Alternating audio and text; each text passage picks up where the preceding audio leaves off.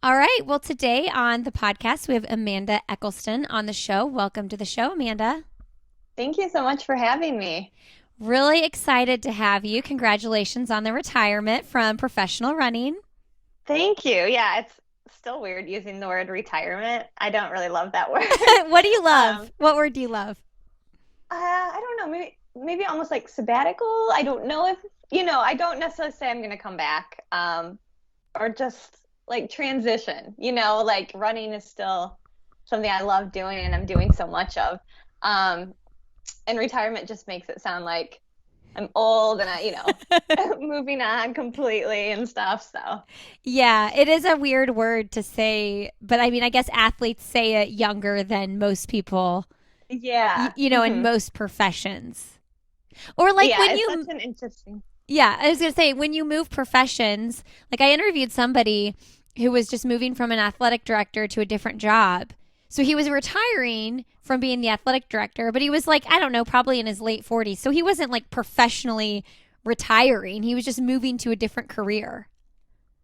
Yeah. I think it's funny because we are like in our 30s usually when you retire, and but it is just like more of a transition to something different. So I think transition maybe is a good word.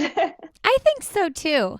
Okay, so but why? I guess let's just start there. What made you decide I want to go on this sabbatical or go start transitioning?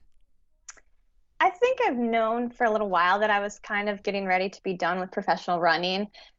I've definitely loved it so much over the past several years. But the last year and a half, I think I was losing a little bit of the motivation to make it such a 24/7 lifestyle. Just everything that goes into being the best of the best. And it's like I know what that takes and what that looks like. And when I'm really enjoying it and really loving it, that's awesome. And that's all I want to do and all I want to focus on. But I've been coaching for several years now and just I was finding myself more invested and having more fun being with my athletes and seeing them perform well. And I was still loving my own races, but it just kind of, I was starting to realize, wow, I'm at my race, I'm missing my athletes, and I'm actually like bummed to not be able to be there. Um, so some of it was that, some of it is just honestly realizing I don't know if I was ever going to get back to my peak. Mm. Um, and not that that's not a reason to continue, but just making it the center of my life just no longer felt as worthwhile for me. It was something I definitely loved, but I just didn't know if it was worth it at that level anymore. When I'm like, I'm not sure I realistically see getting back to where I was back in 2016 and 17. And so definitely something I want to keep doing and keep training for fun. I have zero goals right now though. um, but just realizing that the motivation and maybe the ability and all that to absolutely be as that good again just wasn't quite there anymore. Mm. You mentioned when you were at your peak 2016. For those listening who might not know, Amanda was fourth place at the Olympic trials in the 1500. And if you do remember that race, now you'll go back and you'll remember it because it was that really dramatic lean at the line with Brenda Martinez. Yeah, that was such an incredible, crazy race. I know a lot of people probably had didn't know who I was before then, but to me it was almost like I expected I would be better than that. I thought I would be top three. Not saying I, assume it's easy by any means. I just think I had focused so hard that year, and really, really believed in myself and built up that confidence and put in the training and just really thought I was going to walk away an Olympian. And it wasn't a disappointment necessarily to finish fourth because I knew I ran so well, and I executed everything perfectly. And it just worked out that I wasn't quite good enough that day. Um, but it was definitely a lot of emotions. And in some ways, the highlight of my career, even if it is, just missing such a big goal, but definitely at the same time, still achieving so much more than I ever thought when I was younger. What's that like being, like you said, a lot of people might not have known who you were before that race, but you believed, like you knew you had it in you to be the top three. What's it feel like to be in that kind of position? Yeah, it's really funny because I feel like until that point, I had basically been progressing every year. And every goal I set for myself, I was achieving. When I was in high school, I finally got all state. my last race. I went to Division 2 for 4 years. I finally was a national champion there. I went to Division 1 for a year, and then we won a relay, and I was All-American. And then it's like, okay, then I went to the pro level, and I had these time goals. And so even though like on that level, I'm sure people are like, what are you thinking? Trying to be an Olympian. For me, I was like, okay, this is the next step. Mm. Always just trying to aim one step higher. And I think it's funny when you're younger and you do keep seeing continual progress. You almost do feel invincible to some extent in this sport. And it's like, well, I did this. Why can't I just keep continuing to improve and improve and improve? And so it just didn't seem that illogical to me that why can't I be an Olympian? And I think a lot of it is a little bit of like ignorance and not really understanding. And I think that's a great thing though, being a little bit naive because I'm not concerned what other people do. I didn't really know how hard other people were training because that's nothing I can control. And so I think it was just, kind of the naivety of youth. Why not me? And then just really believing it day in and day out and seeing progress. Even that year, I saw so much progress that it just seemed like, why not? I feel very, very ready. And I knew who the big players were, and I knew they were better than me, but it still was like, well, maybe they'll have an off day, or maybe I'll just have a huge breakout day. And so it just seemed really, really possible. Yeah, I mean, especially in like, well, in any distance, really, you can say that. But I just feel like there's always so many storylines in the 1500 that happen throughout the race that you can't count yourself out ever. Yeah, yeah, that's one of the things I love about the 15 is I don't think it goes always to the best three if you race 9 out of 10 times. Um, you know, the people who should be top three, like it varies hugely. And that makes it fun because I think it does give underdogs a shot and it gives you a reason to believe like, hey, if you tactically run this perfectly, if you pace just right for yourself, like you may have a legitimate shot, depending on how the race plays out and how other people handle that situation. So I think that's really fun with the mid distance races. And it's like if you watch a lot of the mile races over the summer, they often have very similar athletes and someone different wins every week Hmm. because it's just like that. It's so close, that level of talent, that just who has a great day, who just runs right and makes their move at the right time. I think that makes it really fun and that gives you a reason to keep showing up and being like, well, maybe today is my day. Yeah, I love that. I think I saw you post a couple times about like showing up and believing and having a reason to believe, even if you might be considered what everybody else might think is the underdog. Like if you don't have a reason to believe and you don't believe you're going to be in the top three or whatever it is you want to be, why are you there? Yeah, I think you do have to believe that it's possible. Otherwise, I honestly have no idea how you would execute something like that if you don't believe. I remember I kind of learned that lesson almost like the hard way when I was in college. My junior year, I was running at the national meet for Division 2, and I ended up finishing fifth. Um, but I was probably about second off the lead. It was or a second off the win. We kind of were a pack finish. And I walked away being like, oh my gosh, I actually think I could have won if I had Mm. executed. And I was just like, it had never crossed my mind before that race that I could win. And I was really mad at myself because I'm like, maybe if you had considered the possibility, you would have tried to. And so like then I decided, okay, I'm going to win next year. Like that is my goal. Wrote it down, told it to my new coach when she came in the next year, and then went out and executed. And it's just, yeah, I think you need to open your mind to those possibilities. And there are people who still surprise win. It happens, but I think it's way more likely to happen if you considered it and then you find yourself, having that opportunity in the race. You've kind of already made that decision and already thought through how will I handle this? How will I take advantage of being ready at the right time? Yeah. Now, what were the like weeks, months, like what was life like after placing fourth then? Like how did you reconcile your feelings on all that? Um, right away, it was pretty busy. I immediately went to Europe. I think it was a ridiculous 2 weeks right after. So the day after I flew home, I had a day off. Then I did like a workout the next day, a workout the day after that too. Then I flew to Europe. I'd never been to Europe before, so that was amazing. I ran my first race, PR'd in Italy, and then like flew to Ireland for 48 hours in between, and then flew to London, Wow. and then yeah, I ran the London Diamond League where I ran my lifetime PR. Nice. So I think in some ways it was just great. I had time to mentally think about it a little bit, but I was also just like thrown right back into racing and ran the back-to-back PRs, and I think that for me really helped. Just getting really good positive experiences out of that and having so much fun and realizing like, hey, there's more to the sport than just making the Olympic team. Um, and I mean, yeah, I was definitely upset. And I honestly think like for years, I probably thought about that race almost every day. Ugh. And not necessarily in a bad way always. A lot of it was just, I was really, really proud that I got that close and that I ran that well. Um, but a lot of, yeah, it was just interesting. I think I got so many really cool notes and people reaching out and just, I mean, for years, still get stuff about people like being inspired by that race. And so that means a lot. And I think that helped and just putting it in perspective, like that's honestly, like I had said, that's honestly one of the highlights of my career, even though I didn't quite make the team, but just I had zero regrets from it. I know I did everything I absolutely could, and that helped. That's probably the biggest reason I was able to move on is there's nothing I could have done differently. I think if there had been some kind of error or if I felt like I messed up in some way or just didn't quite find 100%, I probably would have had a very hard time moving on, but I feel like it wasn't that bad. And I did think at the time I'd have a really legitimate shot of making it in 2020 or 2021 as it turned out. And that was like a nice motivator too.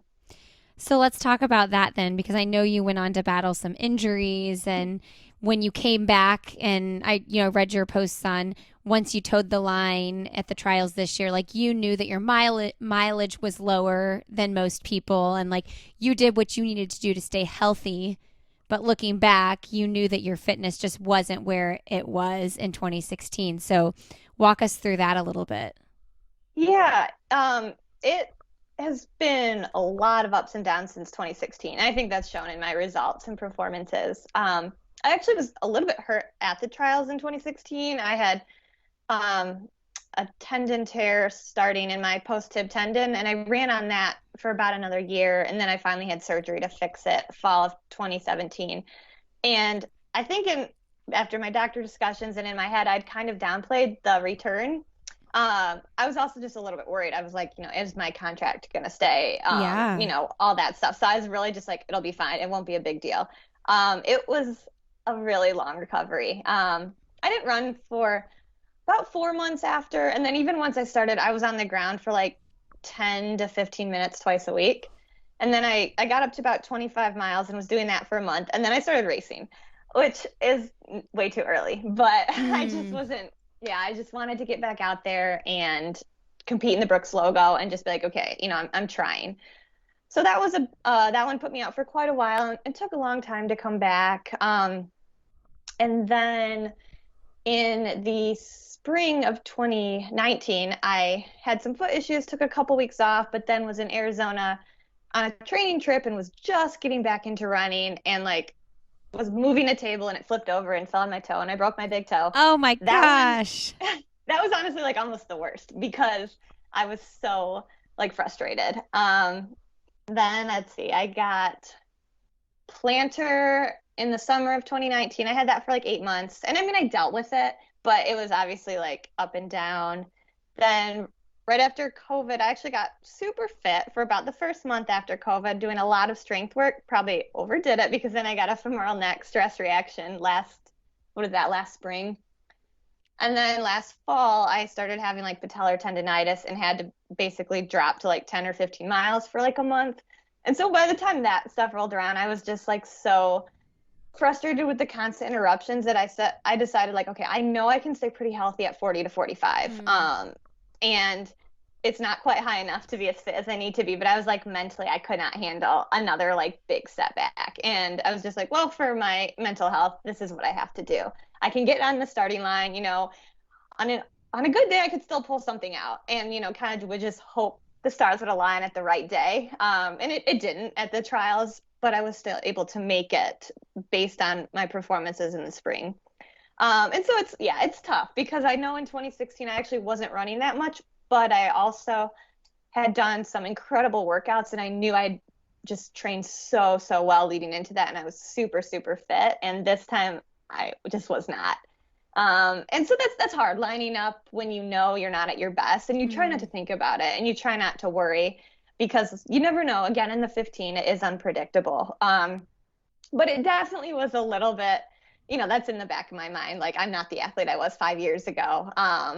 And just trying to, show up and be that athlete again, and just didn't quite work out. Did you know before the trials, were you thinking retirement, sabbatical, whatever we're going to call it? Did you know that that was looming? Oh, yeah. I Yeah. knew at least, I mean, I think I was going to be done after 2020. Yeah. But then I thought I owed it to myself one more time to go to the trials. Okay. And so I came a little bit close, I would say, even last December when I was having the knee issues of being like, do I even want to continue for 6 more months? But Brooks was wonderful about extending my contract through the trials. And I was like, I might regret it if I don't, try to make it back.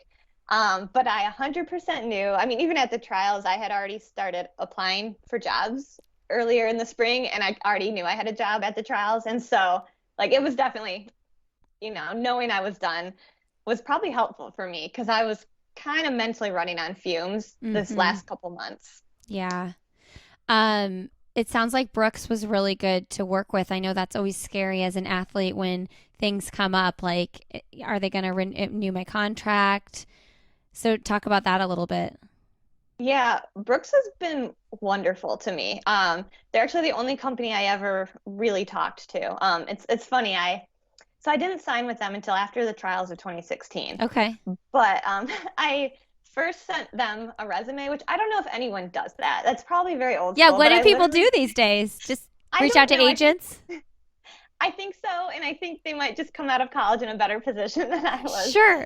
Um, but 2 years after I finished my eligibility, I think I'm trying to remember. It was 2014. I hand mailed them a resume and like a cover letter and all this, and didn't hear anything for a bit. And then a year later, in 2015, at USA's, I think I ran into one of their reps or something, and I was like, "Hey, I love your shoes. I love all this. Like, I literally just want a pair of free shoes. That's all I'm asking for at this point." And they got me in touch with some people, and they did get me some gear that fall, and they were super nice. They're like, "Yeah, what do you need?" And I was like, "Oh, just a few of these things," and they were great. And they sent me shoes and gear.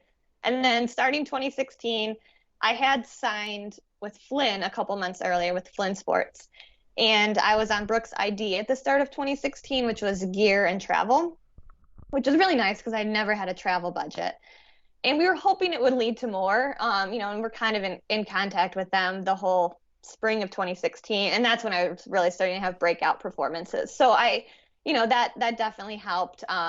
After the trials, they're basically like, oh, here's all this money to go to Europe. We want to help fund that travel as well. And then we finally negotiated, and I think I signed in August of 2016. But I don't know, maybe it wasn't helpful for me to shoot for one shoe company, but that's what I always wanted. It was to run for Brooks. I just love like the Run Happy, the Uh-huh. kind of what they support and things. So I was super excited. But yeah, they have been wonderful. I emailed them before I was having surgery just to be like, hey, I think, this is what I need to do to be able to keep training. And they're like, take as much time as you need, we just want you to come back healthy. So that was great. And then this year again, I knew my performances hadn't exactly backed up what I originally was probably signed for, or what they, had hoped my potential would be. And so I didn't know what to expect because my contract was supposed to expire at the end of 2020. But they re-signed me for 9 months, which I thought was really, really awesome, just to get Yeah. me through the trials and to support me through that. Because they said the original contract was for the trials and they wanted to fulfill that. And I feel like that was really cool. And just they've always been great. And so I was happy that that's the company I got to be with my whole career. So now you're going to be wearing Brooks for life. Yes, shoes. And actually all of my gear. I have a lot of gear. So I'm like, yeah, I will always be in Brooks. Okay, so talk to us about the new job, assistant coach at Central Michigan University, track and cross country.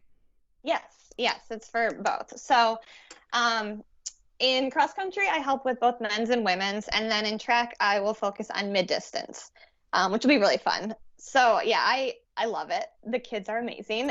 They're so much fun. I think they've been here for about 2 weeks now, and just it's such a good group of kids. They really genuinely care, support each other, are just really fun to be around. So I've been having such a good time with that. We went up to our camp last week. It's Beaver Island, which I had never been to before. It's like in the middle of Lake Michigan. It's a fairly large island. None of us had any idea how big it was.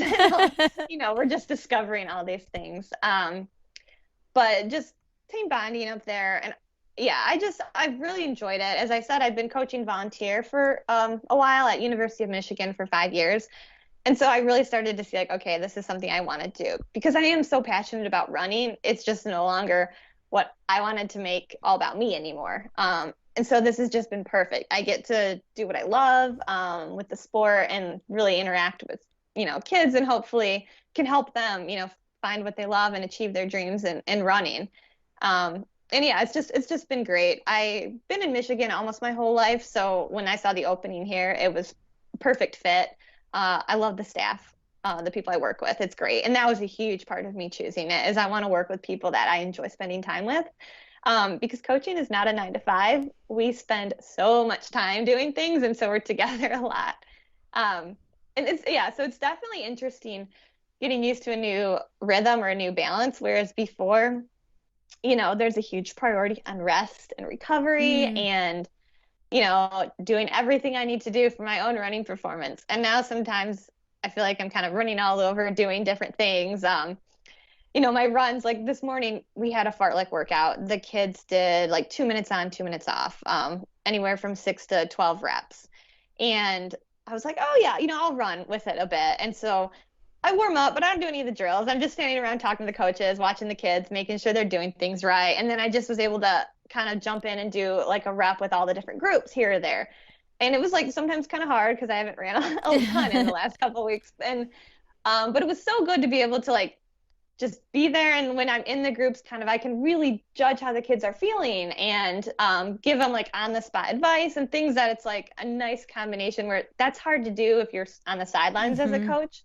It's very hard to tell what is happening in the fartlek because there's no, exact paces and you're just watching groups and things. So I feel like it's a really fun way where my running is, helping me out, helping me be a better coach, but it's so not about my running anymore. It's just doing it because it's fun and using it to help the kids when I can in their workouts. So I don't know. I've just enjoyed finding like a new way to really enjoy that passion of running. Yeah, I was going to ask you if you hopped in for workouts. I wonder how many collegiate coaches actually can hop in and run the workouts. Yeah, I mean, and there's some I definitely don't run with them where it just is more sense for me to be on the track with a stopwatch or in the car. A fartlek is a great one though, because like otherwise I actually don't know how they're doing if I'm just watching. Yeah. So I feel like I get a better read on how they're doing. When I was at Michigan, I occasionally did. That's different though. I guess being a volunteer, it's a little bit more low key. My coach was their coach at Michigan, and so a lot of times he wanted me to work out with the girls to help with pacing or help with different things. So, yeah, I don't know how many do it, but I at least want to be able to do easy runs with them for quite a while. I don't know how long I'll be fit enough to jump in and out of workouts. We'll see. You hear people talk a lot about like slowing down your easy runs and things like that. And I don't know if that's something a lot of people learn after college, but do you notice, is that something you have to really like tell your team like, hey, we need to slow down for easy runs? So far I think it's been okay. Some of it we've been hit really hard by some hot and humid mornings. So it just happens that we need to slow down. Yeah. But I feel like they've actually been doing a pretty good job. The funny thing or the biggest difference between them and me now is like I might run, so if they run 7:30 pace, they actually run 7:30 on the first mile too. Whereas I sometimes will start like 8:30. Yeah. I'm like, I legitimately need some time to get moving. Yes. I mean, that is like the older you get, the more it's like the 1 mile warm up turns into a 3 mile warm up. Yeah, I was saying the other day, it's like I used to feel pretty good after a mile in my runs, and I'd be like clicking off maybe I'm already in the 640s after a mile. And I'm like, yeah, now it takes like 3 miles until I start to feel good, maybe 3.5. And these days I'm almost at the point where I want to stop at that because I can. Yeah. So I just have to be like, okay, you can run further and you'll probably feel better. Oh my gosh. I know. That's what I tell people, professional collegiate running aside. I always just tell people who want to start running, I'm like, you have to get past like the 30-minute barrier. Because, like, once you become a distance runner, that's when really, I feel like 20, 30 minutes is when you start really actually, you're warmed up. You're finally warmed up. Yeah, yeah, that's so true. And I think that was my struggle in like high school and early running in middle school is I never got past the point where it was hard. Yeah. And so I'd always want to like stop and walk when I was younger because I'm like, oh, it's hard after 5 minutes. Yeah. And I just didn't trust that I would eventually start to feel better. Yeah. And especially teaching an adult that is really hard because it's like having the time and patience to get yourself built up to that time. Okay, so backtrack a little bit. One of the things that we talked about in the emails before this is that you were sort of a late bloomer, but you said you were running in high school. But you mean a Mhm. late bloomer, like your breakthrough performances came through a little bit later. Yeah, yeah, that's what I mean. Because I have been running since I was 12, but not much in my high school career really pointed to professional runner in the future. I ran like a 5:13 mile, I think a 2:24 800. Like that's not, I mean, even like however many years ago that was like way too many. It's still not that fast. I had like one all-state finish, seventh Division two in Michigan. Like that's just not anything amazing. And then I went to D2 and really started to improve like my junior year there. Like I didn't break 5 minutes in the mile until I was 20 years old, which is kind of late for then like 5 years later I ran, like 4:25. So yeah, it's just interesting. I think I was hurt a little bit in my early college career. I've been hurt on and off throughout my career, but I finally was able to, I think, figure out how to handle that and how to like train through those kind of things with cross training and stuff and not make it like take me out for a year basically. Um, but yeah, it was definitely a slow and steady improvement, I think, once I got partway through college. And then every year I was seeing like, 8-second drops in the mile as I was like able to put more and more healthy training together. I definitely had some really big step ups my senior year of college and then my fifth year at Michigan.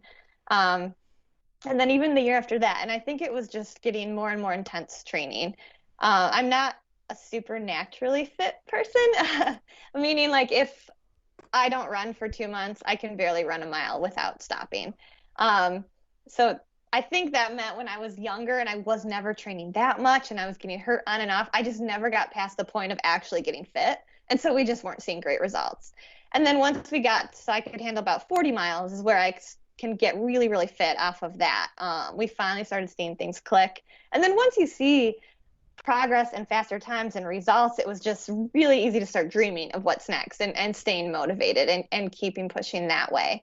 But sometimes I don't know why I kept getting it faster and faster. I mean, you put in the work and the training, but there's clearly some level of talent. Yeah. And I just don't think I realized I was that talented when I was younger because I'm seeing these girls run 4:50 in high school and I don't understand how they can do that. I'm like, I'm trying as hard as I can. I had no idea how to train though. And so I think just learning what kind of training worked for me, and just needing more time, I guess, to get that behind me before I was really ready to start running good times. Yeah. I mean, to not break 5 minutes and then within 5 years down 35 seconds. Yeah, that's crazy to me because it took me way longer to go from like 5:30 to 5 than it did from 5 to 4:30. And I don't understand that. But like I said, I think it was just the lack of like the right training for me. Like I was always running, but maybe not necessarily enough and nothing specific. And we just didn't maybe know how to train me particularly. And just, yeah, needing more time and working with different coaches. Yeah, I was going to say, was there a coaching change in that time period? I've had a lot of different coaches. I did have three different coaches in undergrad and then a fourth coach my fifth year at Michigan. Wow, that's a lot. Yeah, and I did improve under all of them because, like I said, I started fairly slow, so it gave me lots of room to improve. And I think, yeah, they all had slightly different styles. I don't know when I would say it was like the biggest. The first coach I had, I absolutely adored. I loved her. I was just hurt a lot of it. So we saw like 5:13 down to 5 flat. So that was great. But then I got a little bit stuck after that just because I was hurt. And then I think I ran like 4:52 my junior year and 4:46 my senior year and 4:37 at Michigan. So those were all pretty steady. And that might have just been like I actually had a couple of years of healthy training.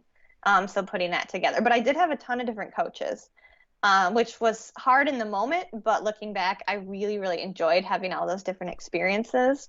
Uh, my first three coaches were all really young women between like 24 and 26 years old, which was huge for me as a young female athlete. They were such good role models. It's funny now because I'm 31 and I'm like, they still seemed so wise and, like they knew what they were Uh-huh. doing. It was like, would I have been that well spoken and that put together at 25? Like, I don't think so. So yeah, I still like think of them and use them as examples in my head. Even, I mean, obviously now they're 35 or so, but thinking back to their 25-year-old self is still like an example for me or something I try to model myself after. Yeah, it's weird when that age gap was so small too. Like you weren't that much younger than them. Yeah, I wasn't. And yeah, they still seemed like so much like, okay, this is coach, they're in charge. Yeah. Which, yeah. So I guess they did it, they did a great job leading. So the question I'm thinking is like having worked with so many different coaches now that you're coaching, like do you think back to what they were in your life at that time period and like how you want to I don't know, use different techniques and styles that you pulled from them in your own coaching career? Yeah, I think hugely that plays a big role. I just remember, like when I think of recruiting now, which is something Yeah. I'm getting deep in the world of, the coach who recruited me made me feel so special. Uh, And just like she really, really wanted me, and was willing to like come out to these super low key cold meets and sit there for 2 hours and just handwritten notes and all these things that just made me feel appreciated, like they really wanted me. And so for her, I definitely think about that. Um, how some of them like ran practices, or how they interacted with their athletes, and just thinking back to what I appreciated, what I know other athletes liked, because they all had different styles. And I do think that plays a huge role, and I think it's been helpful for me to learn that. Probably the biggest takeaway too is just how important that coach athlete relationship is. Um, and how big of a role a coach can play in an athlete's life, and just wanting to develop that relationship with my athletes and just really getting to know them and know them more, and just not care solely about their times or how their performance is, but just really being there to support them in any way I can. And just it's helpful to look back and see how the coaches I've worked with did that. And you may, like, when I was younger, I probably didn't think about that as much, or I mean, maybe it wasn't as like obvious to me, but once I started working with like Mike McGuire at Michigan and seeing how he did that for the girls too, it really showed me like, wow, he cares so much. And I'm seeing so much more behind the scenes of what the coach puts in order for the athletes to be, happy and successful people in general. yeah, I'm curious as a coach, like how one balances, like the front pack runners, the women who are running like in the top 5 or whatever it is, and making the maybe slowest woman on the team or whatever you want to call it feel just as important to that team as your number 1, your number 2 runner. Yeah, I think one thing we try to work on here is, everybody does contribute to the team, but it just might not all be in the same way. Like, not everyone's main contribution is athletic. Some people are great leaders and great supporters, and great just with like the encouragement and building others up. And like, that's something huge that's going to make us more successful as a team, even if you're not directly a top 5 person. Yeah. So I think just trying to help everyone learn their role and understand how you guys are helping us and you're making us better. Um, I think that's a big first step, because it's easy, the girls who are up front varsity, it's very easy for them to feel like, okay, I'm impacting the team and I'm making a difference. So it's just helping everyone see that we all have different roles to play, and that's not a bad thing. Maybe some of our top 5 people are just, maybe someone's really quiet or something and just not as great about making everyone feel super welcome and included. And so maybe that's one of our slower girls or something, or slower boys. That's what they're great at. But it brings the whole team better that way. I think too, having ran at Division 2 and then having ran and coached in Division 1, a high level, I've seen a couple of very different sides. And so that's really given me a lot of perspective, because I kind of find where I'm currently at a little bit in the middle of those two teams. And I think that's been super helpful to just understand like different ways to be successful depending on the level of athletes and abilities that you have. And maybe the coaching styles or the things you do are a little bit different. And that's fine. You just figure out what works best for the people you're working with. So this might sound like a silly question, but if I'm wondering, I'm assuming listeners are wondering. Central Michigan University, is that D1? Yes, it is. It's D1. It's in the MAC, the Mid-American Conference. Okay. Yeah. So But sorry if I didn't make that clear. no. I should know that, but I'm thinking through this because University of Michigan, that's D1, but this is just it's a smaller school. Yeah, Where you're at it's now. a little bit, yeah, it's a little bit smaller. And like the University of Michigan is Power 5 conference, and so the MAC is just a little bit smaller, like a D1. Okay. So a little bit lower level, but still Division 1. And I mean, our goals are still, to perform really high at that level. It's just a little bit different of the teams that we have right now. But yeah, and then Hillsdale, where I went to undergrad, was a very tiny Division 2 school. So a nice variety of perspectives. Yeah, you're all over the board there. Who are some other coaches or in your like career, maybe that you haven't worked with, but like you've noticed their styles that you're like, that's the kind of coach I want to be like? Is there anybody that you look up to? I was super impressed with Coach Taylor of BYU this past year. Um, I just really admired how much her athletes bought in and believed and then went out and performed. And I think because obviously there's physical abilities and there's training, but so much more of it is like being able to convince the athletes of what they're capable of because they're almost always capable of more. And that holds for everyone. But it's just believing that and buying in it and then actually going out and doing it and putting the work in to make it happen. So I found it was impressive to see what her girls were able to do this year. I'm trying to think of who else I have seen and worked with. I mean, obviously, I'm biased because I worked with Mike for many, many years, Mike McGuire at the University of Michigan. But, he's just to be able to be that successful. And I think it's something like, I should know this, like 18 years now in a row that they've made NCAAs. That's very impressive. And they do it on a lot of local talent, a lot of Michigan girls, a lot of Midwest. Yeah. I think when I ran there my 5th year, 6 of the 7 of us at nationals were from Michigan. So that's pretty cool to see because it shows you don't necessarily have to be recruiting all over. It's just learning how to develop talent where you find it. Do you think part of that is like, how do we convince someone to live in Michigan through the winters? I'm just kidding. I totally get that. People are always like, what do you do in the winter? I was like, well, to be honest, we usually leave for a little bit. When we train, I go to Arizona, at least for like 2 weeks just to break it up.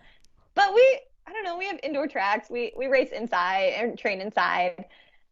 We live in Michigan because of the fall is beautiful, and we have like a week or 2 in the spring, which is beautiful. And then sometimes summer is, sometimes it's like horribly hot and humid. And we're like one of the cloudiest states. But I love Michigan, so I will still tell people to come here. It's wonderful. But I don't know why we sometimes put up with what we do. Oh, I'm from Indiana, so it's similar region. And I mean, South Haven and Grand Haven, beautiful summer spots. Yeah, Lake Michigan towns. We do say we have some of the best summers. Like our little towns on Lake Michigan, it's just perfect. I think Lake Michigan's better than the ocean. Again, a Michigan bias, but there's no salt water, no sharks. So yeah. And just as pretty. It's pretty perfect, like July. And we went to Grand Haven, I guess, was it last summer? Yeah, not this. Yeah, last summer we went to Grand Haven with some friends, and it was really beautiful. It is. Yeah, we go to Charlevoix a bit. And obviously Traverse City is always nice too. But that whole area over there, all those places are beautiful. But you're in Ann Arbor? I was. So Central Michigan is actually in Mount Pleasant, which is about 2 hours north of Ann Arbor. Okay, cool. Now, what does your husband do? Because he's Michigan too, obviously. Yeah, he is. So he had been working at Running Fit, a running shoe store near Ann Arbor, and he'd been there for several years. And right now he's looking around a little bit. He's actually volunteer coaching at Central with us, which is fun. Cool. Yeah, it's great, I think, because the head coach and I are both female, and so having, the guys love him. They want him to actually compete for them. Obviously, he can't, but they're having a really good time.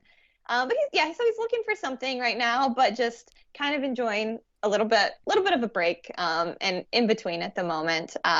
I don't know that he'll want to go into coaching full time or not, but I do know like he'll always be super invested in whatever teams I'm coaching.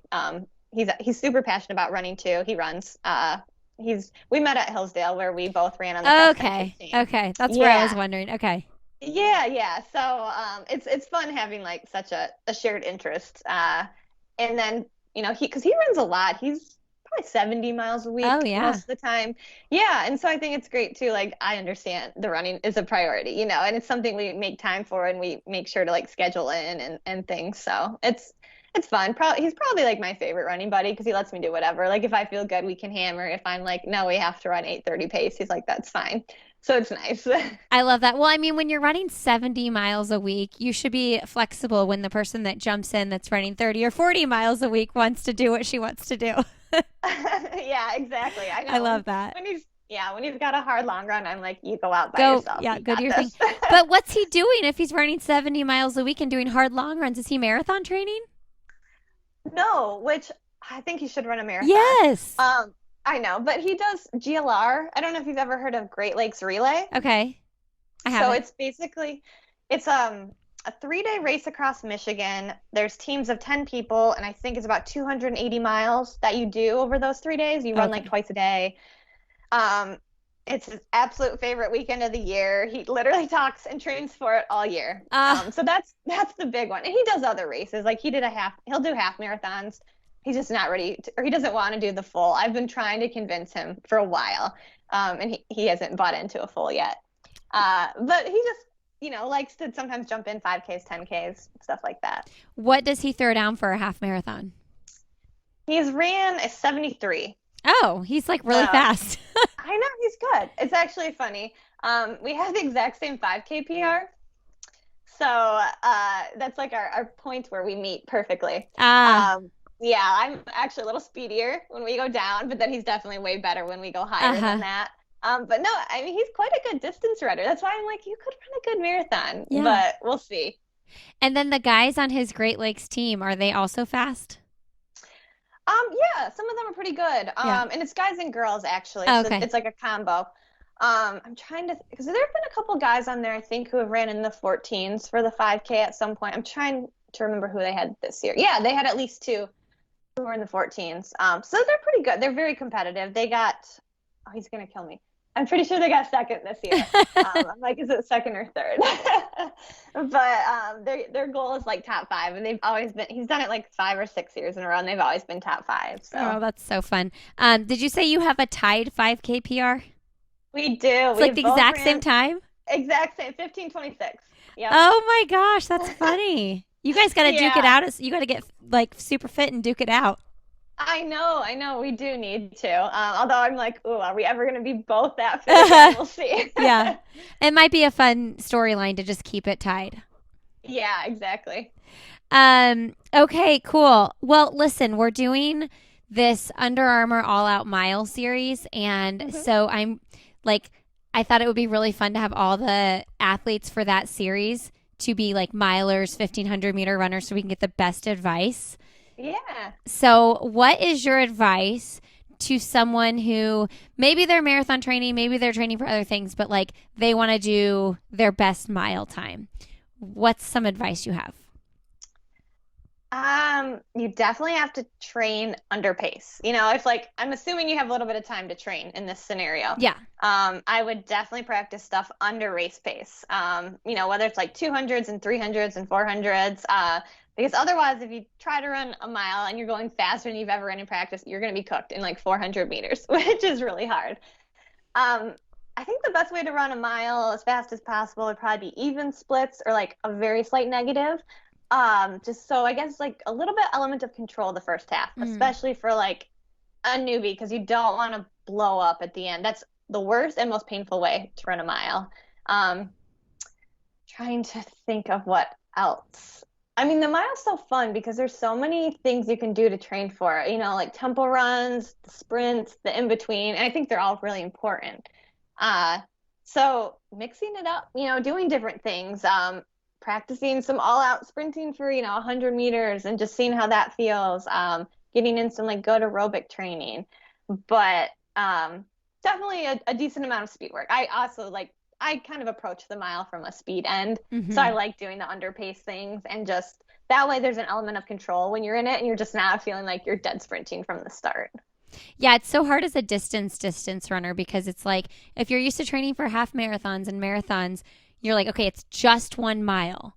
So you start sprinting because you're like, it's just one Hmm. mile. But very quickly, like a quarter mile in, you're like, oh, shoot, what have I done? Yeah, exactly. So it's like, practicing under that speed, but then learning, okay, what's a realistic pace I should go out and at least through halfway. And Yeah. then you can either get moving or try to hold on if it already is feeling pretty hard.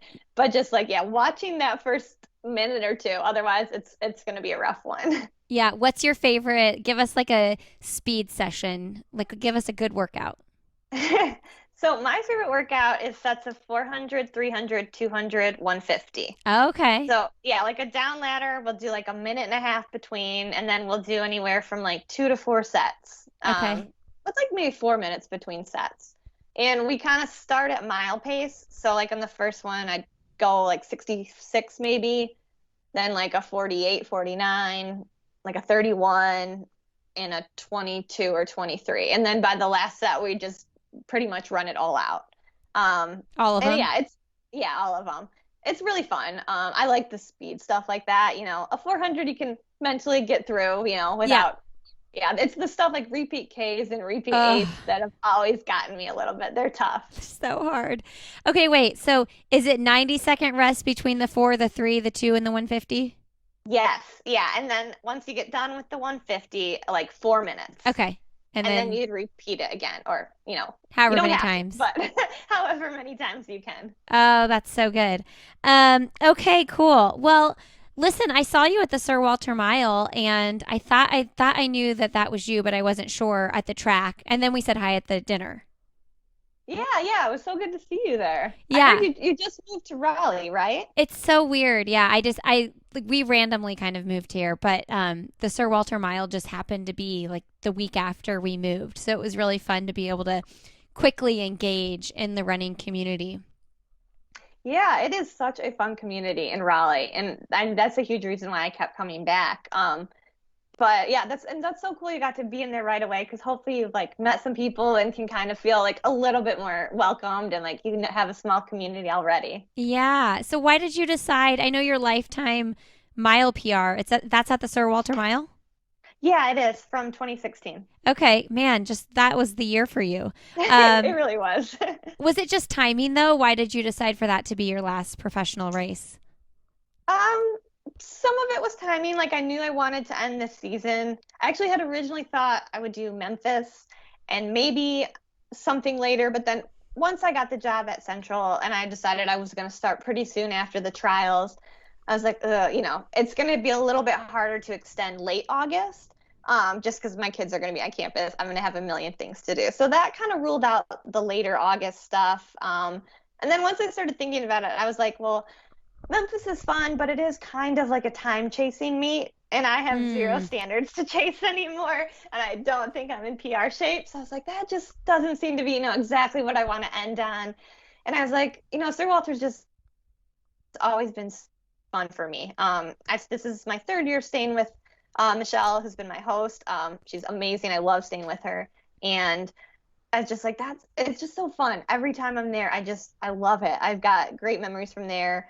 And it just seemed like this is how I want to go out, somewhere where I can like just celebrate and have fun. And I know so many people. Um, and it's just like such a good way, I guess, to finish on a good note. It wasn't like it didn't really matter how fast I ran. Like yeah. I obviously wanted to run my best. And I was super happy to run 4:30. My training going had felt horrendous going into it.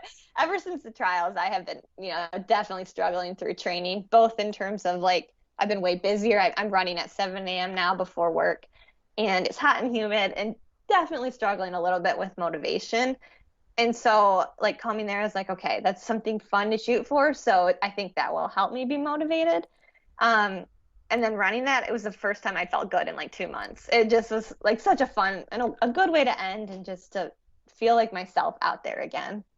It is such a fun atmosphere. I've never been to a race like that. Yeah, there's some that I've been to that are similar, but that one it's pretty special. And I think they put so many little things into that race to make it so special for the athletes. I mean, there's a reason like that was my fifth time. Like I want to come back. I'm like, hey, maybe next year I'll come and run in the coaches race. Yeah. Oh, It's you just should. yeah, that would be really fun. But yeah, they just make it such a good experience, and I know it's definitely like a bucket list item for a lot of milers. Yeah, tell us real quick, like, how different is it racing a mile on the track when you're used to racing a 15 on the track?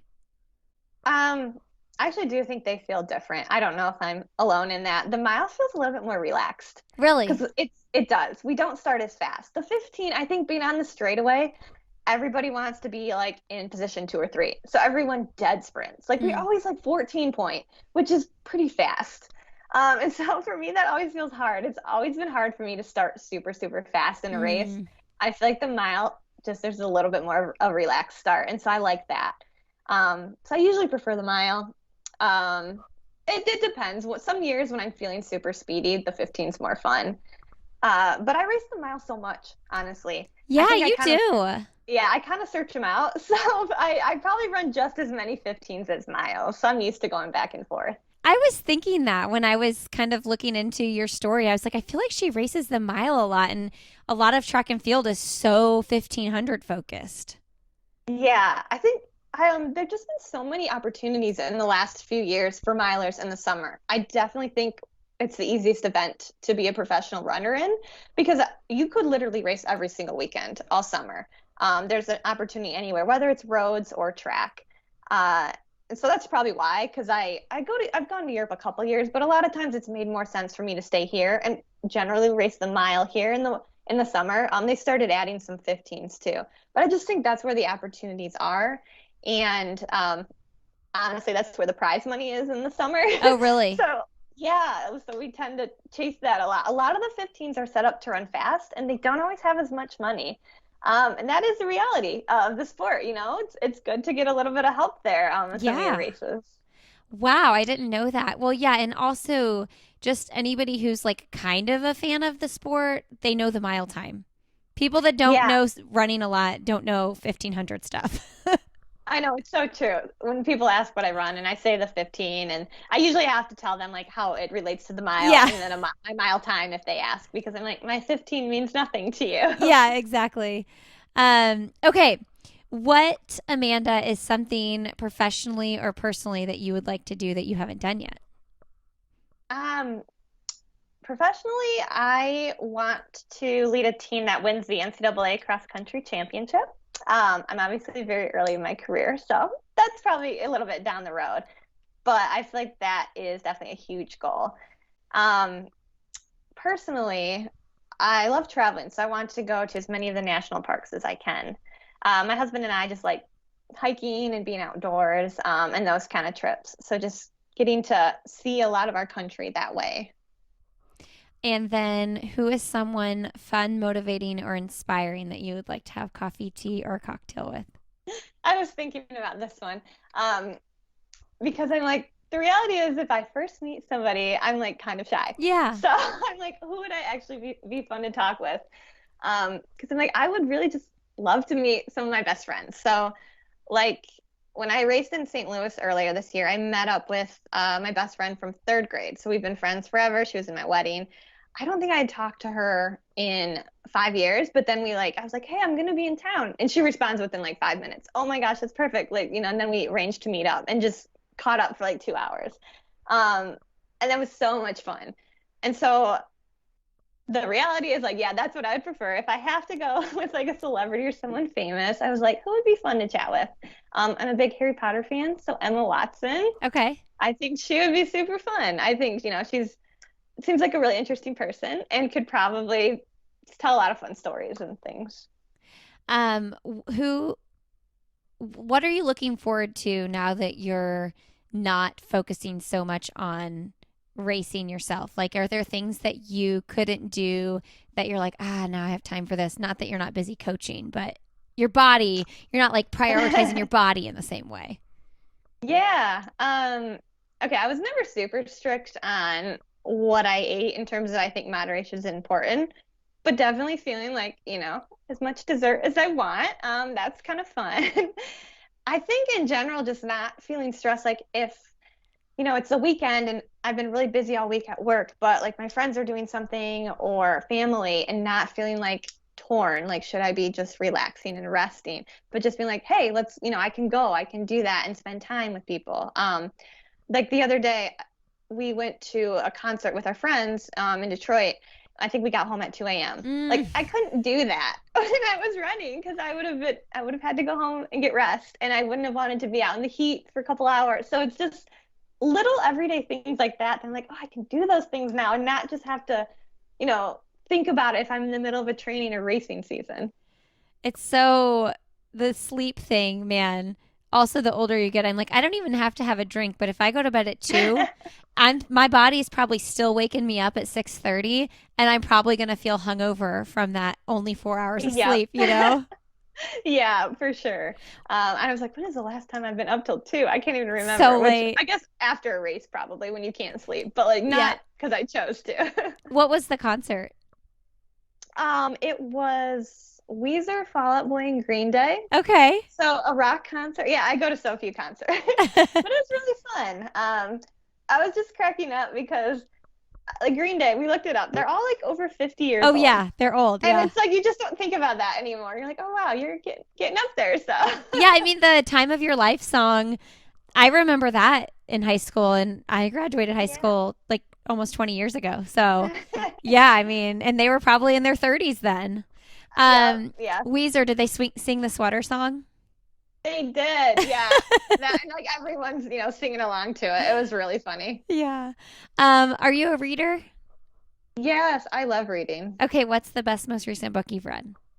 So I've actually done a lot of audiobooks lately because I've been driving to meets, slash now that I drive to a million meets of recruiting. Uh-huh. I just listened to Talking with Strangers by Malcolm Gladwell. Okay. And that was really interesting. And actually the audiobook is really cool because he does things like there's some like music in some of the transitions and he sometimes has interview clips with the people. So it's just actually almost like a podcast he describes it, but it's an interesting way to listen to it. Um, I just started listening to Range by David Epson. I don't Okay. know if that's how you say his last name. And that one's a little bit of a slower start right now. I got to get into that one a little bit more. I'm trying to think. I read both Barack Obama and Michelle Obama's books. Really preferred Michelle's. I've heard that. She's such a good storyteller. And it just really flows and it's just so good to read. And Brock's book was good, but it was definitely like almost sometimes more policy here and there, and it was Mhm. just a little bit drier to get through. So I do that. I like fantasy too when I like need a break, have my mind totally turned off. But yeah, reading is definitely something after college. I was so excited to be able to like Yes. spend time reading for fun again. I remember that feeling. I was like, I just want to read a book without feeling guilty that I shouldn't be studying. Yes, and like being able to read it and not trying to force everything to like stay in my brain. Uh-huh. Yeah, it's fun, but the audiobooks has been huge for driving. Because that was just really like this weekend I'm going to Terre Haute to a meet, which is like 6 hours each way. So I'm like, I got a lot of time to kill, and that's just such a good way to make the time go by and like make it a lot more interesting. Listen, everybody, I know this is a podcast where I interview professional runners, but my high school cross country PR is in Terre Haute. I love it. I've Yeah. never raced Terre Oh, Haute, really? crazy enough. Yeah, I don't know. It didn't, the one year I ran in D1, it was at Louisville for nationals. And then I was all set. I was going to race the Terre Haute meet this year, the meet of champions or whatever they called it. And I got hurt like 2 weeks before. So I was like, oh, I almost had my chance. So maybe, I don't know, maybe someday, but I think it's getting a lot slimmer. The odds of me feeling Racing confident enough to race there. cross country. Why is Terre Haute like known for being a fast or just like it seems to me like it's a well-known cross country course. Yeah, it's super well known. I mean, the whole place is dedicated just to cross country. I think they have, I want to say it's the Coaches Hall of Fame Museum, or they have something there. I probably, it's probably not exactly that. But I mean, nationals are there so often. They host meets all the time. I think it's just known for just being like a very well used, Yeah. famous course. Yeah, it's not super fast. I don't think it's that slow though when it's dry because Mm. it's rolling. The footing's great. I don't know. I think again, having not raced it, I can't like completely tell you, but I think it can move pretty well. It's not like a pancake flat course. I think it's like a true cross country course. It's not a golf course. It's just yeah, it's a pretty good course. It's pretty spectator friendly too. So maybe that's helpful why they host a lot of Yeah. meets. Yeah, that was, we had our semi state for Indiana cross country there. And then I think Indiana runs state there now, which Indiana used to run state and I used course, which was crazy hilly.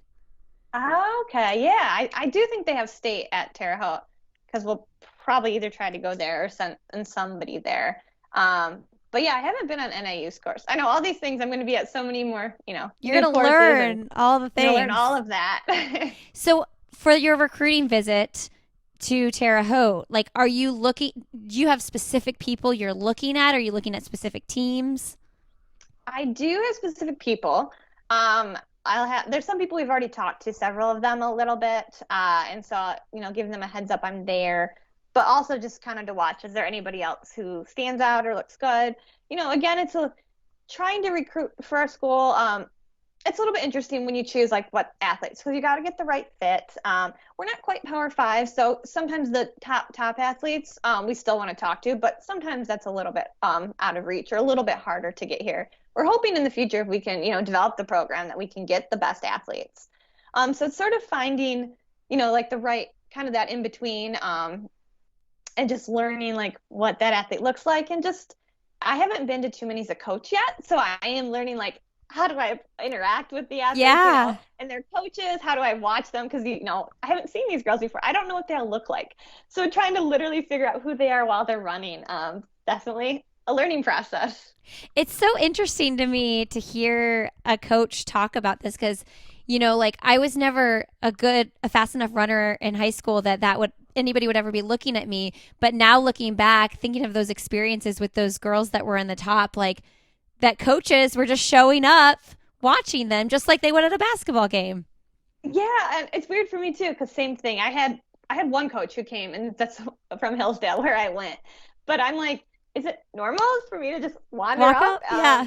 and say? And I think it is because one of the meets I was at, I saw other college coaches doing the same thing, and I'm like, I guess this is how it is for the good athletes. So it's kind of fun, like figuring that out, that dynamic, and how to best approach it. Yeah, it's definitely a learning process. I think you'll do great because you have that, like you said, what you remembered from the coach who recruited you, like how special they made you feel. I mean, Yeah, yeah. people feel that. That's real. I think so. And so it's like even learning how to build a relationship with recruits. So it's just a lot of like people and network, and just, I think the coaching side in terms of training is actually not that big of what I do when I look at how I spend my time. It's like, yes, obviously that's important, but so much more of it is the relationships, Hmm. whether it is with the recruits and then when they get here, the athletes. Wow. My hope is that more coaches think like that as time goes on. And I do feel like that is happening. Like looking at I think so. the whole picture, the whole individual, not just like the outcome of races. Yeah, I think so. And I think people are seeing that that's how you do have higher success. When you really develop trust with your athletes, they're going to buy in and they're going to believe. And I do think like that's what we're seeing with some of our most successful teams right now. You listen to them, and it's like they really believe in their coaches. That's so great. Okay, Amanda, what is your last message you want to leave with our audience? Um, I think I would just encourage people to find what you're passionate about and find a way to make that work. Running is definitely something I've always loved and did not know how to make a career out of it. And it sort of came together as I was able to just um, keep working and keep pushing, and, keep trying to open doors for myself. And I think not necessarily feeling like you have to live up to someone's expectations of what your passion should be. Is and just not living up to like I guess what the world thinks you need to be doing to be successful. So finding something that makes you happy, and something that feels fulfilling. And that can be like any number of things for different people. And it doesn't have to be all the time. I'm sure there are times when I'm going to be like super stressed out from coaching or just like frustrated with things. But then you have like a really good interaction with an athlete, or you see somebody really achieve a big goal of theirs, and like that makes it worthwhile. So I just think, finding something you love, being able to pursue it and make it into a career, that's definitely something I always want to be able to do. And I would encourage, other people to think about how can they do that for themselves. I love that. Yeah, it's like as you were saying that, I was just shaking my head because, man, I'm feeling good today, but yesterday I was just feeling burnout. I was burnout. I felt like I have so many interviews this week, and like my kids were being wild, and I was just like, am I doing too much? I was feeling crazy. And then today I have this like peace over me, and I'm really excited about my interviews. And so it's just like it just ebbs and flows, and if you can accept that and realize like when it's going down, it's probably going to come back up. You just have to learn to manage the excitement and the down times. Yeah, I think that's so true. And like, it was the same way with professional running. Like there are super high highs and then, obviously really low lows. And how do you just still find purpose and joy in that? And figuring out like why are you still doing this and why do you want to still do this? And it'll be the same way, with coaching. So, and I do think I'm lucky that I found something I do love this much and I have been able to turn it into a career, because I know that is hard and it doesn't happen all the time. And so even if that's the case, then it's like, well, how can you find something about what you're doing that makes you happy and makes you feel like you're contributing in some way? So yeah, perspective, I think, is really important. And don't forget, everybody, she sent a resume. She mailed a resume to Brooks. So do I the don't even thing. know if they know that. I'm like, did it make it? Did it get through? Who opened that envelope? Yeah, I am curious. So Oh, so good. Well, Amanda, thank you so much for doing this, and best of luck with your recruiting. thank you so much for having me. This was really fun. Yeah, thank you.